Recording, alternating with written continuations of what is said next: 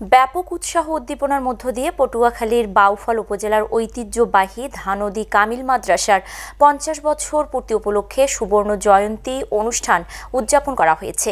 জাহিদ শীতের পাঠানো রিপোর্ট। গত ২১শে ডিসেম্বর শনিবার স্মৃতিচারণ সাংস্কৃতিক অনুষ্ঠান রাফেল ড্রয়ের কুপন বিক্রি ও পুরস্কার বিতরণের উদ্বোধন করেন পটুয়াখালী জেলা প্রশাসক আবু হাসনাত মোহাম্মদ আরিফিন। অনুষ্ঠানে স্মৃতিচারণ করেন মাদ্রাসার সাবেক শিক্ষার্থীরা। সুবর্ণ জয়ন্তী আয়োজন কমিটির সভাপতি ও ধানদী কামিল মাদ্রাসার সাবেক অধ্যক্ষ মোহাম্মদ শহীদুল ইসলামের সভাপতিত্বে ও প্রাক্তন শিক্ষার্থী অ্যাডভোকেট মুজাহিদুল ইসলামের সঞ্চালনায় সুবর্ণ জয়ন্তী অনুষ্ঠানে প্রধান অতিথি ছিলেন ইসলামী আরবি বিশ্ববিদ্যালয়ের vice chancellor professor doctor Mohammad Shamsul Alam.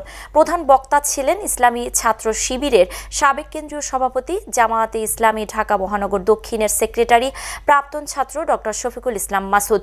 বিশেষ অতিথি ছিলেন বাংলাদেশ মাদ্রাসা শিক্ষা বোর্ডের চেয়ারম্যান প্রফেসর মোহাম্মদ শাহ আলমগীর, ইসলামী বিশ্ববিদ্যালয়ের প্রফেসর ডক্টর মোহাম্মদ ইদ্রিস আলী, শিক্ষা প্রকৌশল অধিদপ্তরের প্রধান প্রকৌশলী মোহাম্মদ জামাল উদ্দিন চৌধুরী, আদ্দিন ফাউন্ডেশনের নির্বাহী পরিচালক ডাক্তার শেখ, ধানদী কামিল মাদ্রাসার অধ্যক্ষ মাওলানা মোহাম্মদ হাবিবুল্লাহ প্রমুখ।